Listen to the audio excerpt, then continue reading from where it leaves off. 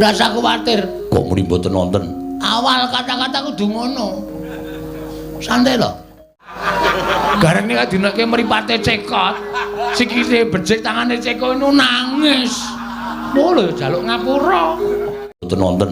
Awal kata-kata kudu ngono. Matur nuwun Bagong. Padha-padha. Santai mawon. Iya. Kok Prabu? Nggih. Kula nuwun sewu, kula ingkang nyunaken pangapura. Lho linggo ngapur to. Iki minggat to. Oh ya omong kok ya.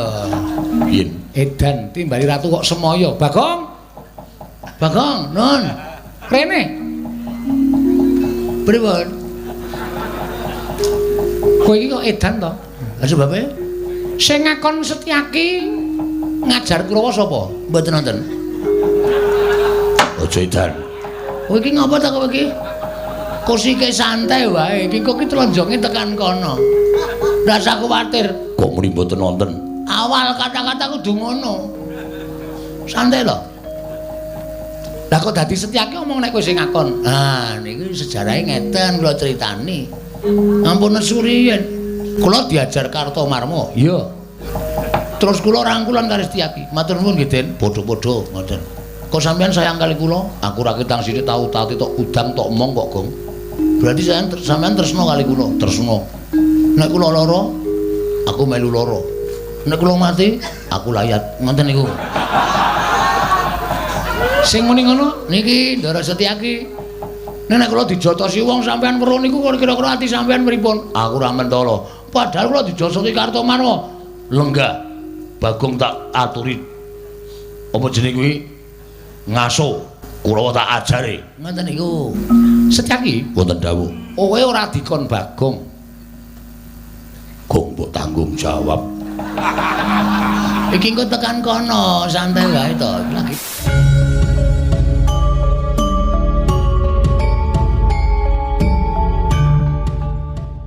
Tanggung jawab. iki engko tekan kono, santai wae to. Lagi tak rembug. Saniki kula tak takon karo sampean. Iya. Nek Setyaki duwe rasa welas kali kula kleru. Lho, ora wong Setyaki kuwi tau tate tok udang, tau tate tok mong ora ketemu sedina. Nah, terus nek Ndara Setyaki niku ngeman kali nyawa kula kleru. Ora. Nah, terus nek Ndara Setyaki niku ngewangi kula mongko kula dijotosi wong. Ya kuwi Kartomarma. Napa Setyaki kleru? Ora. Lah ya wis. Ora kleru kabeh kleru. Ora. Lah ya wis. Ora kleru kabeh kok sampean niku. Kuwi lah dalah edan iki. Ora edan iki asli. Matur nuwun Bagong. Padha-padha. Santai mawon. Iya. Kok Prabu? Nggih. Kula nuwun sewu, kula ingkang nyunaken pangapura. Lho linggo ngapur to. Iki minggat to. Oh ya omong kok ya. Nuwun mapunten menawi Setyaki nggadahi krekat lan karkat kados mekaten menika. Namunipun ra inggih memper to Prabu. Lho mesti Setyaki ngitung-ngitung. Kurawa tekan niki sing nggawa aku ing ngembeta panci panjenengan. Ning nek Kurawa didhawuhi karo Begawan Durna kon njotosi Bagong menika napa ya memper. Lah Bagong menika namung ijen kaliyan Gareng, mongko Gareng awakipun kados mekaten menika. Tangane cekot sikile becik mripate kira kon perang. Ampun rasane Gareng. Gareng nek dinake mripate cekot, sikile becik tangane cekot itu nangis. Oh lho jaluk ngapura. Wah, wis santai reng, wis ora Ndara Kresna ketrucut kok. Arep mulai wae aku, Kang. Bariki mulai bariki ya. Menika kula suwun sewu, menapa inggih panjenengan mentala. Tur sakniki kula nuwun sewu. Ya wi. Namung sami-sami badhe ngrebat dhateng pun anak kula Wrantawati kok direwangi gegeran ngono lho. Menapa mboten nami lingsem. Lho, sing marahi dudu aku. Inggih, sakmenika sampun. Mboten sisa ngrembak sapa sing marahi ndak malah ora rampung-rampung perkarane. Oh. Kriwikan dadi grojogan keguyon dadi tangisan le. Iki mesti bakal dadi perang gedhe. Merga kowe nantang Begawan Durna, aku nantang karo Sinuwun Prabu Mandura. Wis rasa kuwatir. Mbangane awake dhewe kelangan Petruk. Ah iya. Awak dhewe luwung baya budidaya piye carane supaya iso mboyong Dewi Werantawati? Ha wis bener. Ning Kurawa wis mlaku baris rantak-rantak. Kok sike iso uga Kurawa kae ngarep upacara? Ora. Baris kok ngarep upacara iki dinane ora Senin kok upacara. Sesuk-esuk ki Senin. Nah iya. Pak pethuke ya, Reng, hati-hati ya nganu wer. Ora kira. Kowe ngono iki aku duwer kok. Ya wis ngati-ati ya, Gong. Pangestumu tak jaluk. Kowe wong tuwa ngasuh wae rasa melu-melu ya.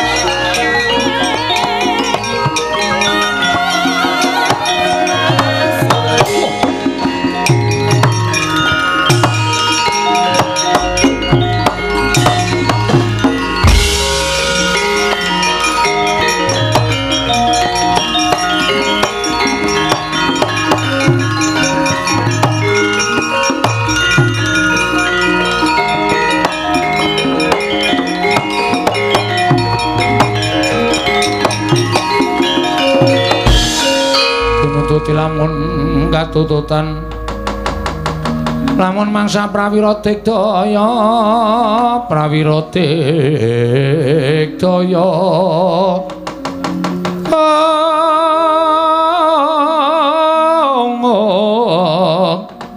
Rananggana magawe gelarira wang-wang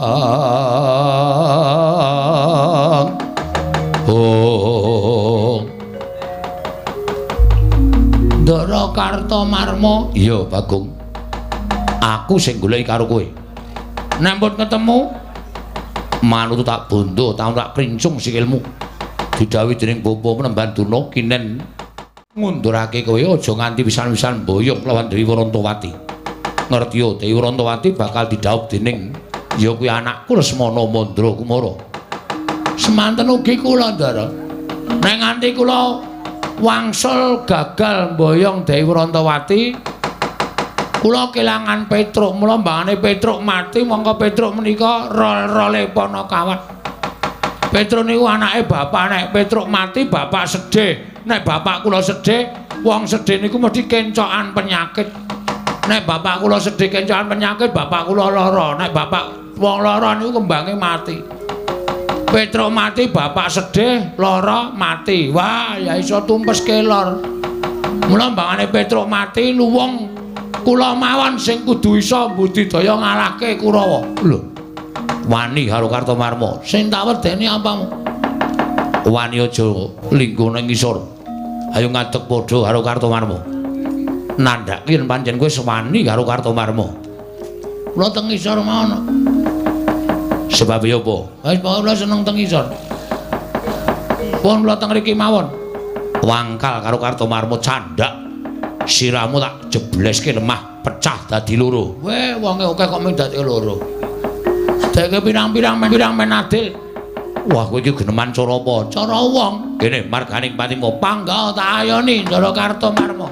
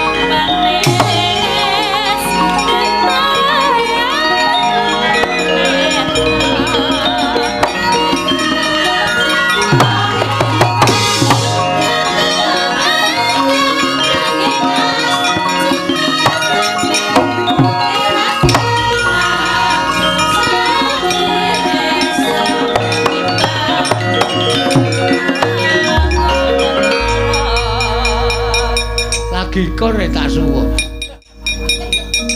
Mula aja ngawur. Lah ngawur piye wong kadane suasanane kudu suwuk kok dadak ngenteni. Nane na rebo ducung lu mayu mungkur. Bagong kowe tak tulungi. Nggih, matur sembah nuwun nggih, Den. Padha-padha. Kok sampean peduli kali kula? Sing sae niku sampean peduli kali bencana mboten kali kula. Bagong, Nun, aku ra mentolo yen to kowe diajar para Sata Kurawa. Iki mau kowe dikapakke karo Kartomarma. rek kae nggih kaya arwani ning jebana pancen kula niku wong kalahan. Diantem, banting, duncalke kula wis matek iki. Nek nganti tiba teng aspalan mesti babak bundas kula. Untung wonten sampean. Bagong, Nun, tahe wangi. Lek kungi wangi iki ndelik-ndelik. nggih. Aja nganti konangan Koko Prabu Ndrawati. Yen konangan aku didukani. Pun mengkene wonten dukane Sila Ndrawati aku sing tanggung jawab. Kowe wani karo Sila Ndrawati. Mboten perkara wani, mengke kula sing ngomongan. Kula nek alasan niku pinter. Meniku tagih utang bola-bali wae iso alasan kok. Pamane ming matur suwun Prabu Sri Bathara Kresna. Yen ngono-ngono aku didukani, kowe sing alasan. Siap. Kula sing maju. Ya, Bagong. Nggih. Ki mak pletok kontrole sing kene ana sing rusak iki. Iki lho. Ada kandhani ngeyel. Malah nyekekek ngeguyu aku.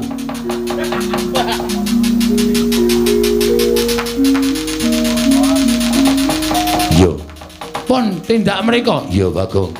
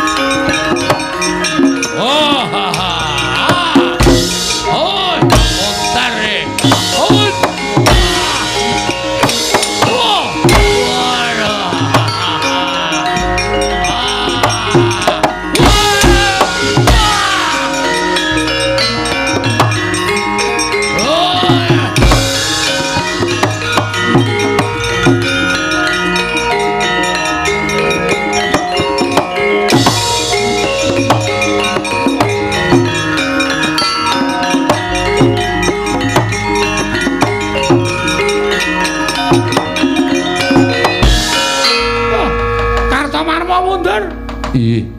Bopo Penemban. Ing ngatasé musuh Bagong kok kalah. Kowe iki derajate Kadang Nata, lah kok dadi musuh Bagong kalah ki piye? Mboten Bagong yang majeng. Lho, sapa? Setyaki. Setyaki? Iya, kasinggihan. Setyaki ngamuk punggung. Sajaipun Setyaki mboten mentala nyumurpi Bagong dipun kroyok dening para sata Kurawa. Dumunten piyambakipun tumandang karya Kurawa bubar mawut mboten kanten-kantenan. Lah kok dadi Setyaki melu-melu ngewang karo Bagong iki kepiye? Wong Darawati iki ngerti adil apa ora? Padha-padha mboyong Dewi Wrantawati lah kok Setyaki ngewang karo si Bagong iki karepe kepiye? Kula semanggaken Bapak Penemban. Kula semanggaken. Nyatanipun Setyaki ingkang ngamuk. Surtayu? Inggih. Kaya diamuk Setyaki. Sami mawon kaliyan pun Kartowarma. Kula dipun amuk kaliyan pun Setyaki. Kula semanggaken.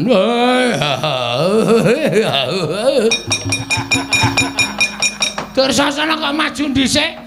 Ha iki lekae ya mendang paripurna. Ndang rampung kula iso ngrangket Bagong jebulane yo.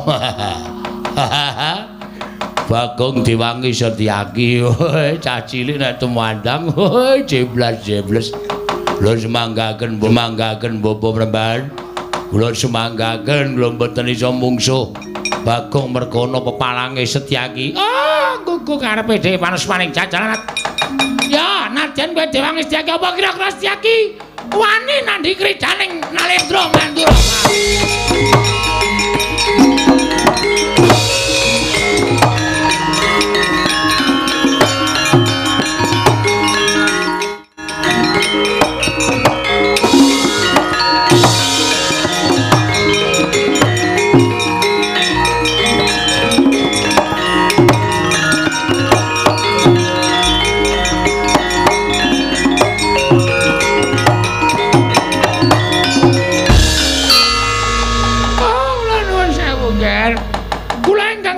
Anak Prabu. Oh, Dura. Inggih.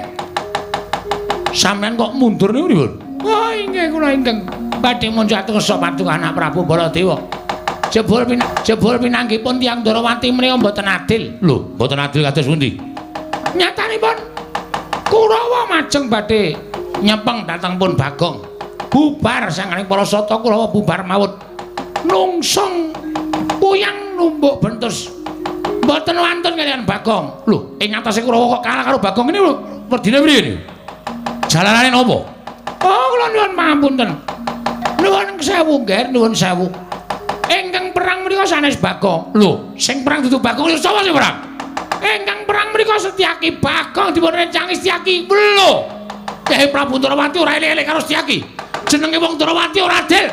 Setyaki kaya Bagong yen ngono Baladewa ngewangi sata Kurawa.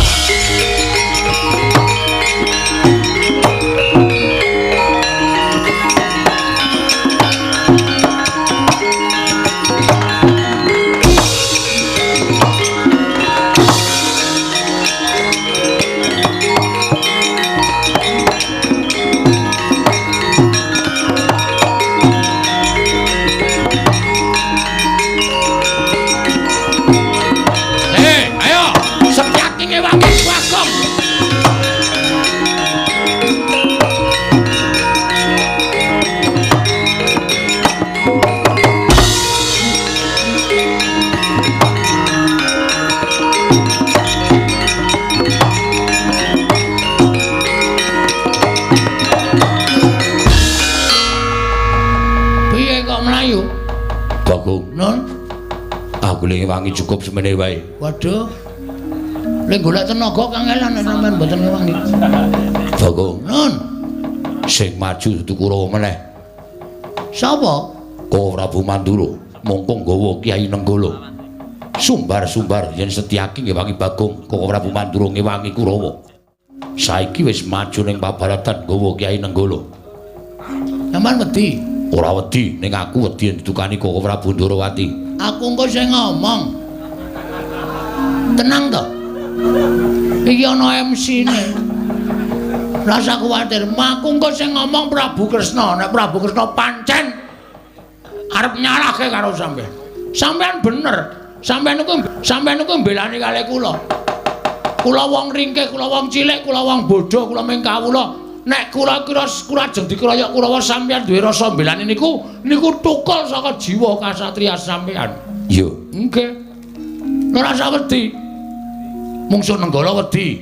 Nenggala pusaka ampuh. Gunane apa Setyaki duwe gada wesi kuning?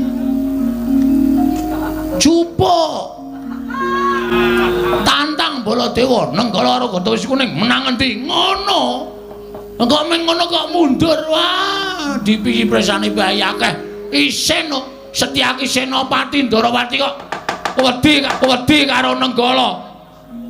Gada wesi kuning diturun Nenggala kira-kira menang endi? Men disekseni piyayi akeh. Ngono Bagong ke? Ya.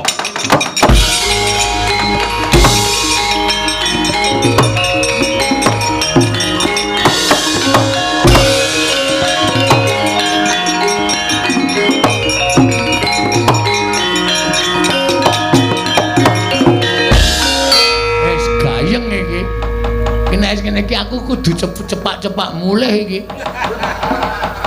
Engko nang nganti aku didukani Sinuwun Ndarawati ra iso omong aku. Mongko kae gawa gada wesi kuning karo Nenggala. Wah, pethukan gada wesi kuning didu karo Nenggala pusaka ampuh. Duer. Sinuwun Ndarawati clorot. Ana ngopo Setyaki? Reng, Ngapa? montore jukur saka parkiran. Iya. Ayo mulih. Kae iki selah-selane angel. Mulai ya siap-siap mulai saiki le iso mangkat engko sore. Wah, kowe iki wis nggo kendaraan ya bosok. Oh, Tekan kono-kono. Ayo karang ki wong seneng-seneng kaya Gong ora. wis ayo. Iki mulih. Ora usah mulai. Iki ora tanggung jawab nek mulai. Ditonton sik Ndara Baladewa karo Ndara Setyaki le gelut piye menang sapa? Ana dele aja-aja nggawa gada wesi kuning. Engko nek Sinuwun Ndarawati tekan kene ora masalah wis to. Sinuwun Ndarawati ki wong arif, wong bijaksana kali. Wow.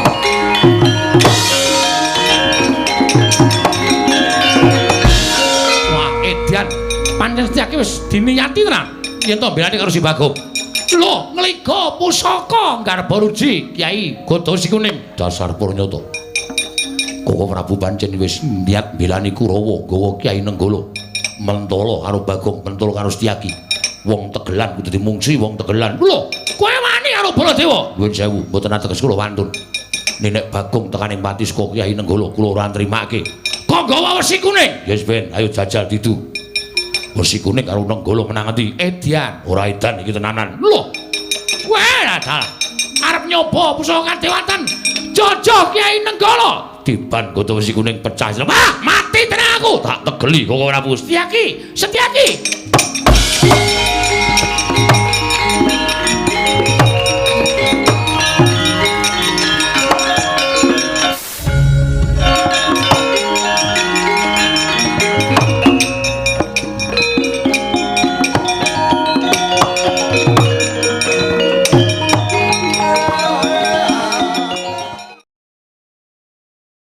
Oh, Setyaki, boten timbalan. Sing ngakon sapa? Ana ing Paramatan Agung Negara Ndarawati iki mau, kowe rak wis matur karo aku, Koko Prabu kula badhe ngrencangi Bagong aja. Iki dudu perkaramu, iki perkarane Bagong karo Kurawa. Lah kok kowe mbadal, kowe nrajang pawareng nata Ndarawati? Malah kowe ngliga Kyai Gada Wesi Kuning.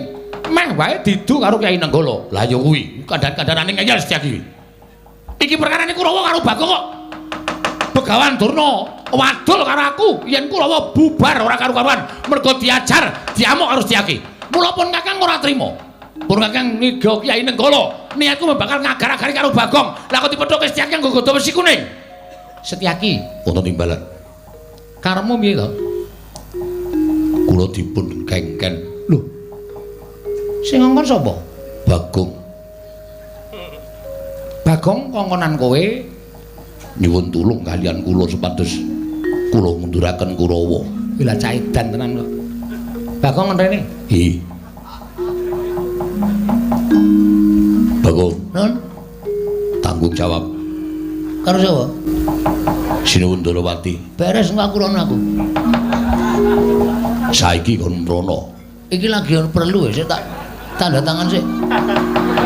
Tanda tangan apa? Mbok iki sak ditanda tangani apa aku ya rendeng. Ayo Brono, bareng aku ora gelem tak ketak sirahmu. Heeh, santai-santai. Kono dhisik. Nggrono. Heeh. Nggih. Anggere ora rene aku didukani kok Prabu wis tak ajan. Nggih. Endi? Mangkir mbiyen. Edan timbali ratu kok semoyo. Bagong. Bagong, Nun. Rene. Pripun? Kowe iki kok edan to? Lah sebabe sing ngakon Setyaki ngajar Kurawa sapa? Mboten wonten. Aja edan. Kowe iki ngapa ta kowe iki? Kusike santai wae. Iki kok ki tronjonge tekan kono. Ora usah kuwatir. Kok muni mboten wonten? Awal kata-kata kudu ngono. Santai lho. Lah kok dadi Setyaki omong nek kowe sing ngakon. Ah, niki sejarahe ngeten kula critani. Ampun suriyen. Kula diajar Kartomarma. Iya. Candak Kartomarma duncalke le Kartomarma. Dislametke Ndara Setyaki. Ndara Setyaki nyelametke kula. Kula kontal kudune tiba teng aspal napa teng watu pecah sirah kula. Kali Ndara Setyaki disaut cek dindhuke alon-alon. Terus suwuk gamelane. Terus kula rangkulan karo Setyaki. Matur nuwun nggih, Den. Padha-padha ngoten. Kok sampean sayang kali kula? Aku ra ketang sithik tau tati tok udang tok omong kok, Gong. Berarti sampean tresno kali kula, tresno. Nek kula lara, aku melu lara. Nek kula mati, aku layat. Ngoten niku. Sing muni ngono niki Ndara Setyaki. Nek kula dijotosi wong sampean weruh niku kira-kira ati sampean pripun? Aku ora mentala. Padahal kula dijosoti Kartomarma. Lenggah. Bagong tak aturi. Apa jeneng kuwi? Ngaso. Kurawa tak ajare. Ngoten niku. Sejarahe. Lah tegese Setyaki Wonten dawuh. kowe ora dikon Bagong. Gong mbok tanggung jawab. Iki engko tekan kono, santai wae to. Lagi tak rembug.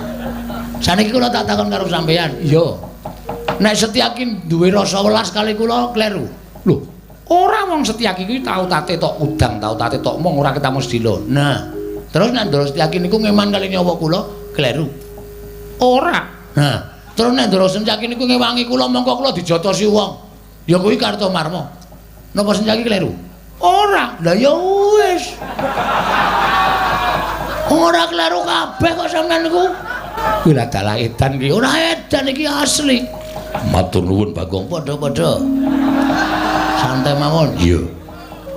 Kok Prabu? Piye? Kula nuwun sewu, kula ingkang nyunaken pangapura. Lho, linggo ngapur to. Iki minggat to. Oh ya omong kok ya.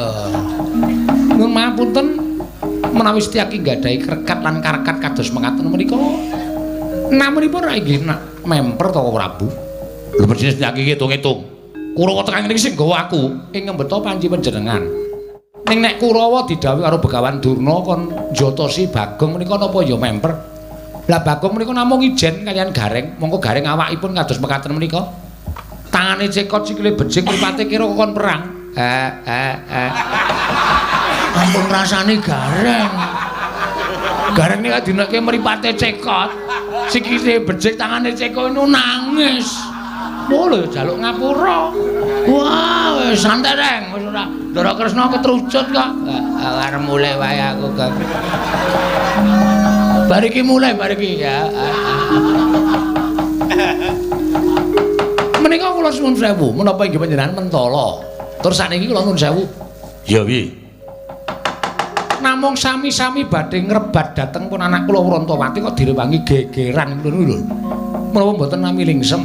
Lho, sing marahi dudu aku. Inggih, sakmenika sampun. Mboten sisa ngrembak sapa sing marahi ndak malah ora rampung-rampung perkarane. Mergi kula misah kaliyan panjenengan kaliyan Setyaki menika awit wonten atur ing badhe kula aturaken. Ana atur piye? Anak kula Wrantawati sareng kula dangu Wrantawati kowe dilamar iki karo si iki. Lah kowe milih endi wong ayu? Wrantawati matur kaliyan kula. Kok Prabu?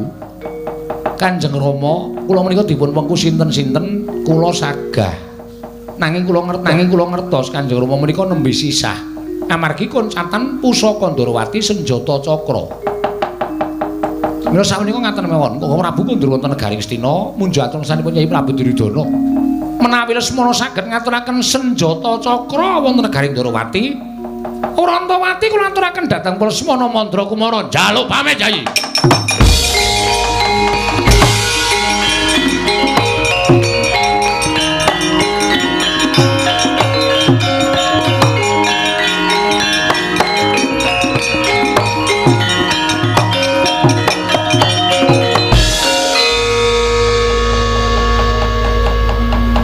Menapa semanten ugi kula nggih ngaten menika? Iya Bagong, aku ora bakal wola-wali. Urantawati matur kaliyan aku Kanjeng Rama yen to nyuwun pamit durung. Durung aja kesusu. Men ketok kaya Prabu Baladewa. Wong kowe kok kaya Prabu Baladewa, gareng kon mrene. Apa? Timbali Ndara Kresna. Nah, ngene komplit aku le dawuh ora kepenak to. Kok suwe men ra teka-teka? Sikile niku becik. Dadi nek mlaku niku suwe. Duh keseron aku mesti krungu kan. Anggere diecele cacat nangis keloro-loro.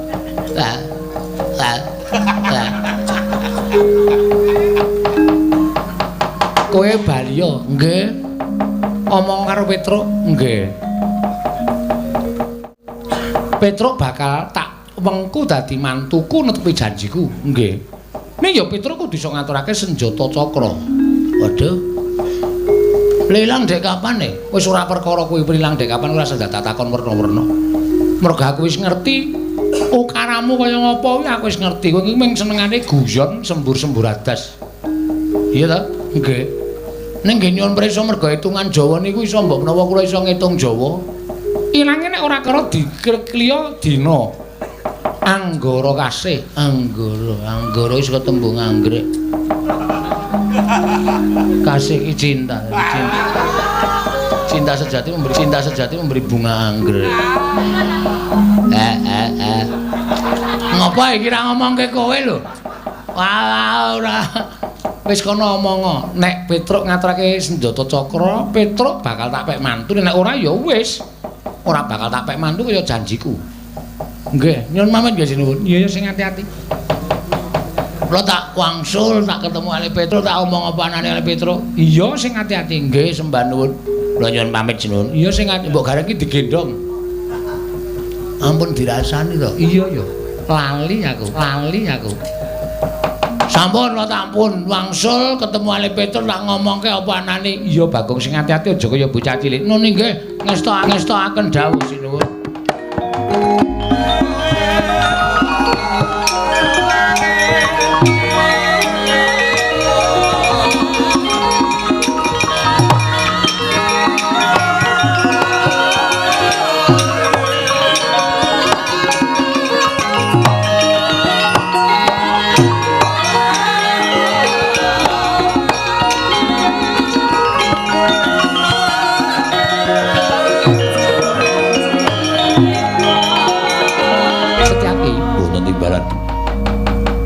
Gandeng kabeh wis katon padhang Kurawa wis lampit brungkat kimpul nekuk penjalin bali marang Praja Ngastina. Nggih. Semono uga Gareng lan Bagong ingkang diutus kelawan Petruk. Nggih. Ning aja nganti kendho nggonmu ngrondani kana negaring Ndrawati pagrana ingkang bibit. Aja nganti ana ingkang marajal saka sela-selaning Garu. Nggih, ngestakaken dawuh. Kon Kakang bakal nunggone nang Praja Ndrawati sapa ingkang bakal iso ngaturake kunduring senjata cakra ya Kyai Cakra Baskara. Bakal tak paringi triman ya kuwi Atmajaku Dewi Urantawati. Lho nun ngestakaken dawuh monggo Kakang Prabu kula dherekaken. Ayo sedherek Dimas kadhahipun Kakang Garbaruci.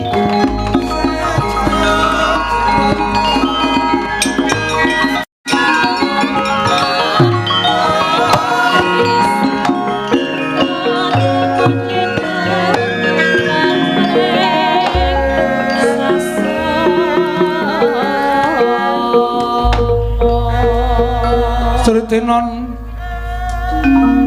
tangening pamya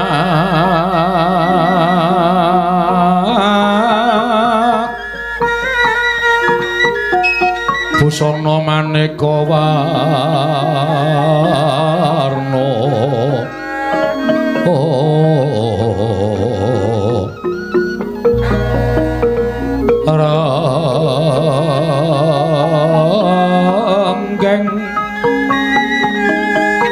renggeng kencana Ratnabra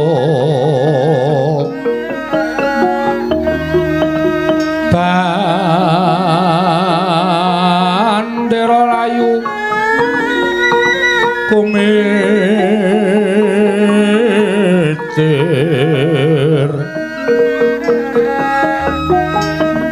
sinrang pandra sing maruta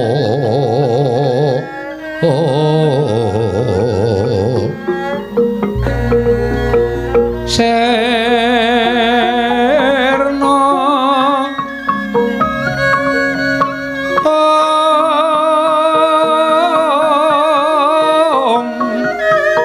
kumaraning wiyat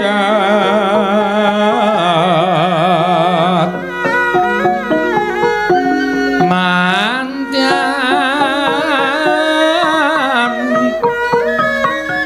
kumlebek ing bojo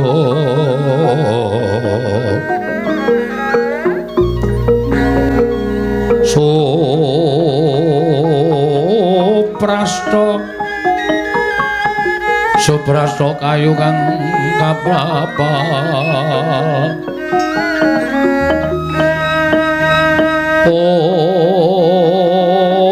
puspita anjraing siti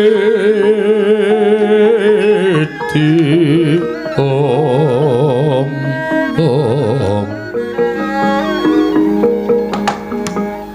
ron mawur kadya angin kukila bubar sumebar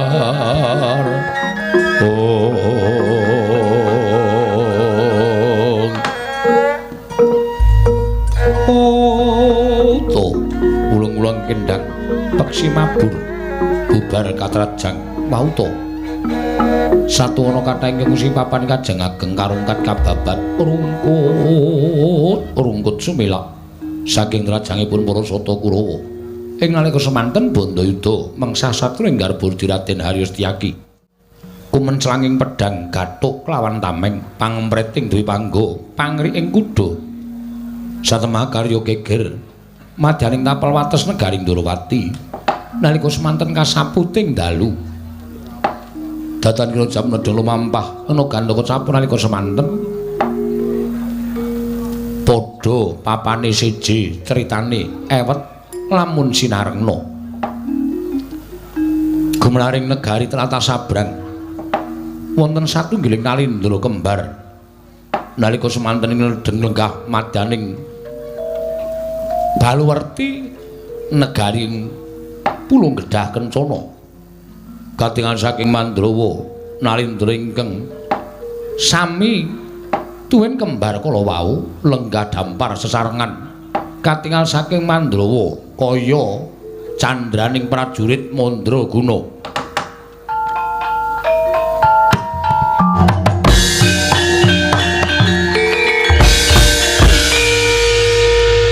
jagat wasisaning Ubatara wayah Tara jagat Yayi Jaya Sudirga apa Kakang Jaya Lengkara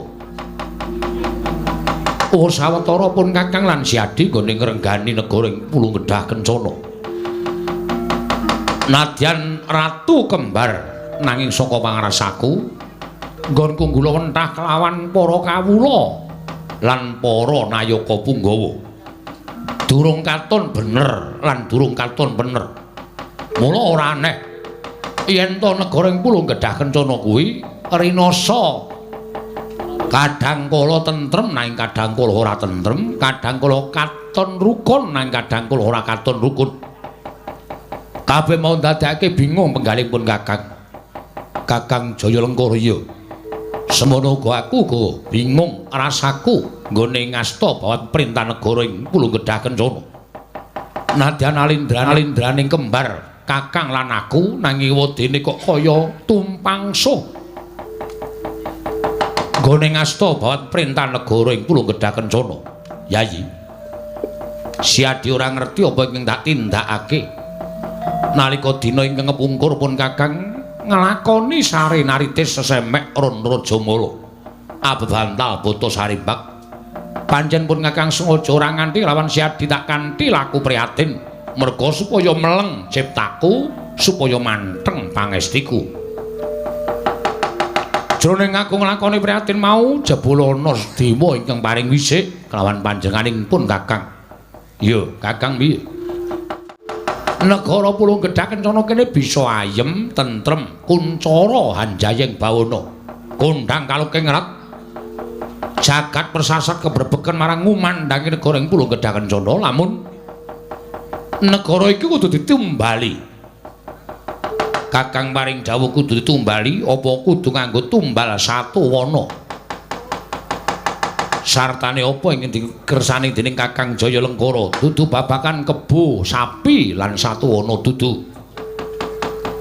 Nanging manter sabdaning dewa ingkang dak tampa negara kudu ditumbali wujuding menungsa. Ya mung menungsa mau kudu mapan sarta golek ana ing tanah Jawa. Wonten sabdaning dewa ingkang dak tampa menungsa ing kudu dadi tumbal mau. Derajate dudu derajat Nalindra satriya Brahmana dudu. Nanging derajating Panakawan utawa derajating aceplik wong loro saudon telu saurupan. Nadyan kuwi derajating wong loro saudon telu saurupan nanging pancen wis dadi keparenging dewa dadi tumbal lan dadi sarana tentreming negara ing Pulau Gedha Kencana pun Kakang ora bakal wegah. Kanggo kamuktaning para kawula lan tentreming para kawula apa iki dadi dawuhing para dewa bakal sembadani. Wondene dawuhing dewa ingkang cetha tak tampa ingkang kudu tumbal derajating Panakawan mau ya kuwi wujuding Panakawan ingkang pawakane sarwa dawa. Kuwi lha dalah. Pawakane sarwa dawa ya pancen mengkono. Kapernah Panakawan kasatyan Madukara abdining para Pandhawa wedine wujudane aku durung ngerti. Mula Yayi, gandeng iki kanggo kamuktening para kawula katentreming para kawula. Aja wegah. Siadilan pun Kakang nyabrang samudra gedhe mung butuh prapteng ana ing tanah Jawa. Sawise prapteng ana ing tanah Jawa digoleki menyang ngendi menungsa ingkang wujudane sarwa dawa mau. Yen wis ketemu diboyong marang negara ing Pulau Gedha Kencana dadekke tumbal dadi srana tentrem lan juwananing para kawula sanegara ing Pulau Gedha Kencana. Yayi Jaya Sudirga. Cumangkah kanggo sesumbar Lindhu bumi kunjing kumaludha kundur ketup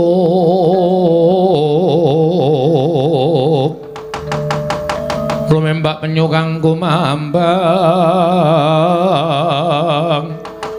ing waladal yen to pancen kaya mengkono dawuhing Kakang Jaya Lengkara aku ora bakal bisa selak amung mastuti dalem marang dawuhing kadangku tuwa. Yayi aja nganti para wadyabala mengko mundhak ngutawatiri lan gawe hojati kang padha weruh.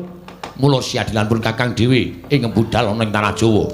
Yen pancen kersaning Kakang kaya mengkono aku mung kari manut pate wonten timbalan.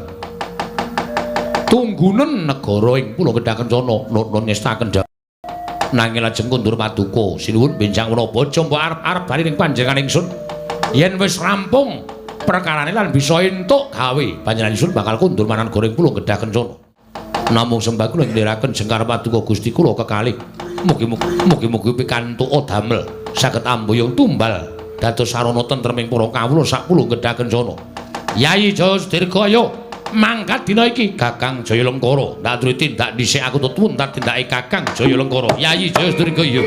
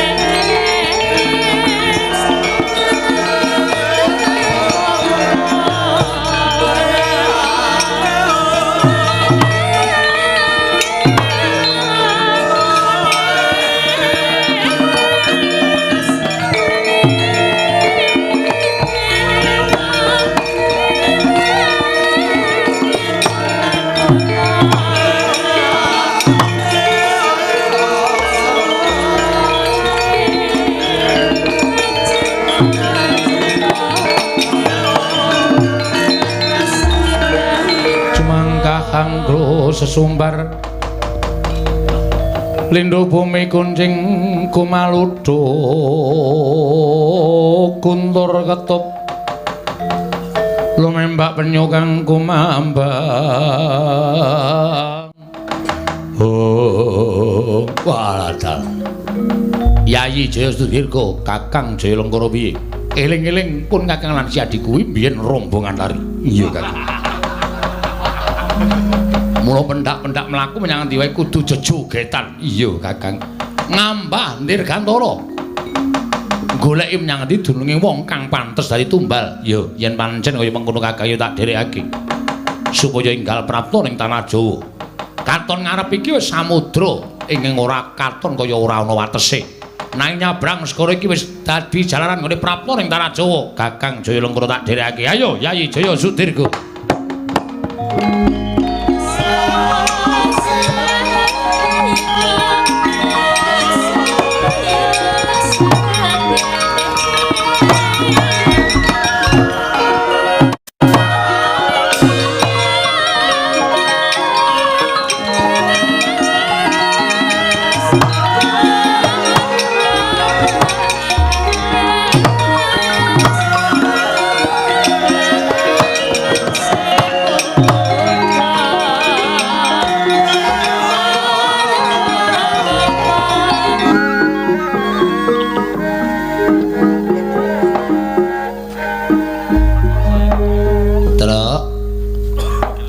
tak tinggal lunga ning Darawati iki kowe wis siluman. Aku ya isih tenger-tenger ning peturon tanpa wah ge ambune pesinge kaya ngene iki. Kuwi gek ora mentas kowe iki. Monggo ning jero omah ki ra eneng wong lho. Bojomu ya ora ngladeni kowe wis jelek mergo kowe ditari apa-apa ya ora gelem. Dikon maem ya ora mangan, dikon ngombe ya ora ngombe. Monggo sik gaweke bojomu kraya-raya anggere esuk tangi masak kowe ora gelem mangan. Lah kok ning meja kok ana soda gembira ki lemu kongkonan sapa ya, Truk? Hah? Kongkonan bocah apa kongkonan sapa? Apa tuku dhewe? Mengko nek ora ana wong kowe iki waras. Nek ana wong masuk angin. Tau mbene ora aja ngundang. Petruk saya lara. Sakit, Truk. Pirang-pirang dina ora nyambut gawe. Waras ya, Truk. Iki aku mau wis ketemu karo Sinuhun Prabu Sri Bathara Kresna. Wis aku wis ngomongke nek kowe iki pengen nagih janji karo panjenengane. Ning Truk. Kowe krungu ta, Truk? Tiwas aku ngomong oke-oke kowe ora krungu. Ha muspra. Ki mau Sri Prabu Wali. Prabu Sri Bathara Kresna paring dawuh nek ngendi kuwi jenenge Ndarawati ki koncatan pusaka ya kuwi senjata cakra. Nah, Sinuhun Prabu Sri Bathara Kresna paring dawuh omong karo Petruk nek Petruk iso ngaturake senjata cakra bakal dipek mantu ngono kuwi, Truk. Nah, kowe saiki nek lara ngene arep goleki senjata cakra piye? Apa kongkonan aku meneh? Atur sikilku teklik kiwa tengen. Kon mlaku terus kaya ngono ngrekoso ta uripe? Truk, piye? Iki aku wis dikongkon karo kowe wis manut lho, Truk. Saiki kowe omong. Omongan ndak engko ndak. Apa jenenge iki nek ora gelem omong ya lara ning terus ora bisu ngono kuwi, Truk. Sing kene iki sing bingung rasane. Watuk ta, iki kan omong ngeyel kok ndak watuk. Omong apa? Apa sate brutu apa ya? Nggo nambahi kekuatan terus.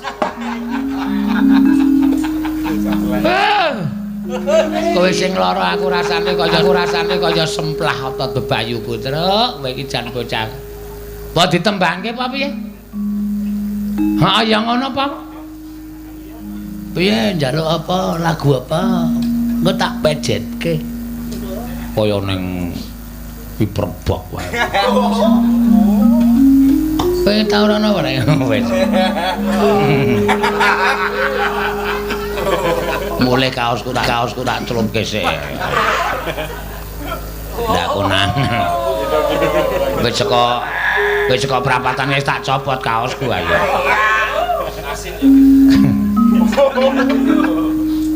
Hitung-hitungan. Ayo ta, Truk. Mbok ora meneng wae ana ta, Truk. Omong apa ta apa?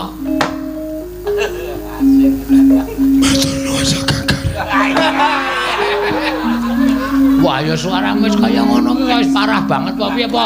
Telake wis ketukuran jamur apa? Kok suarane kok esek kaya ngono? Matur nuwun ya Kang Gareng. Tiba padha-padha. Sing Ndrawati ndika piye? Kowe kon goleki senjata cakra. Senjata cakra lunga Heeh. karo sing wedok apa? Wah, kowe iki lara kaya lucu. Wah.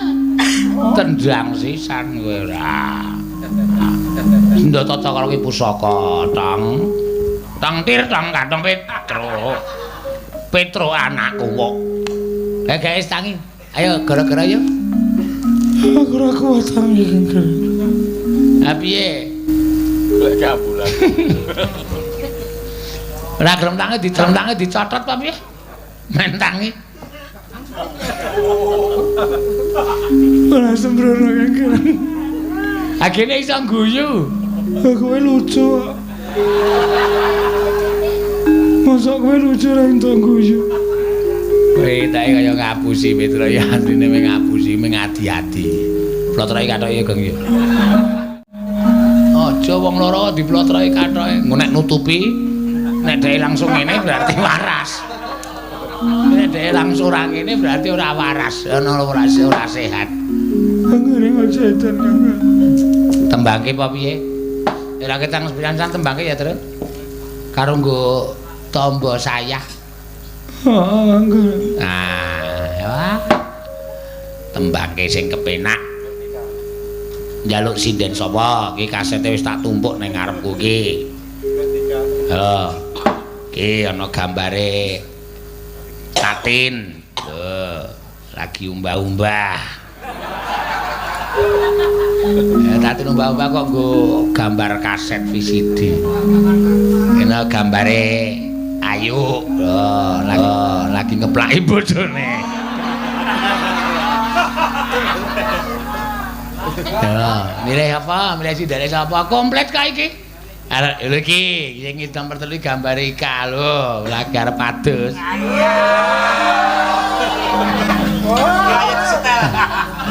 Setel yo Kang yo.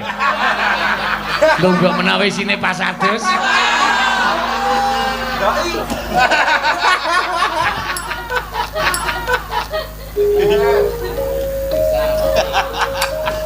Buka meneh sing nomor 4. Lho iki lho Mbak Ria iki. Nganggo androk. Apa? Wah ya ora. Wah, nganggo tank top. Wah, iki buka meneh iki lho. Agnes iki lho. Iki anting iki lho, iki anting. Wow. Wow, lagi ngercoli kayu. Gila, lu anak meneh gila, lu Prastiwi gila, wah gleleng ta, wondroke kedawan. Rangsrah lemah kaya kuntilanak. Milih sapa, Tru? Milih sapa? Ayo milih sapa? Aku sesek Kang Gareng. Ha piye dipateni apa piye? Kok ngewoke lho. Angel jaluk-jaluk. Tak kirim lagu men kowe anu men kowe waras. Sapa sing ru nembang? Kaya Mbak Ria ru nembang Mbak Ria. Diaturi nembang. Heeh, men komplit engko ndak dikira Mbak Ria ngaturke apa men Petro iki lho, Tru. Apik iki, Tru.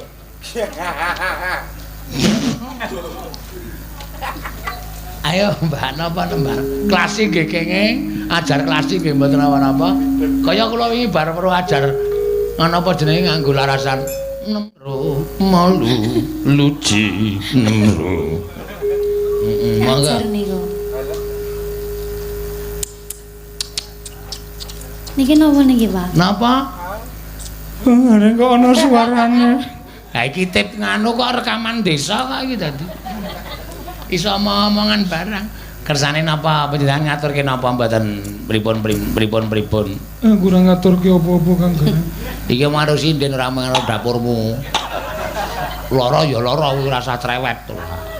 Engko disuntik ya, Truk. Ngomong Kang Gareng aku wedi Kang Gareng. Oh calanan kok wedi karo suntik dene aku nek nyuntik sregepe ra jama-jama. Oh, ora. Ra berbobot. Apa, Mbak? Nyuwun tandha mata nggih. Waduh, tanda mata. Matane Gareng kira. Wis mulih ya, mulih. Tanda mata ya. Indonesia. Senes. Itu kuwi. Senes. Air beta. Di sana tempat lahir beta. Ya. Mangga. Dipun bawani napa mboten? Derek. Bawani ah kaya. Sampeyan sing kit wau dereng nembang dhewe. Panjen tak. Apa sih? Pripun? Di imbu dienggo gara-gara jebul Petro malah lara. Engko rak mateng. Napa? Mengke rak mateng. Mateng pripun? Lah timbu. Wah, kit wau pun mateng.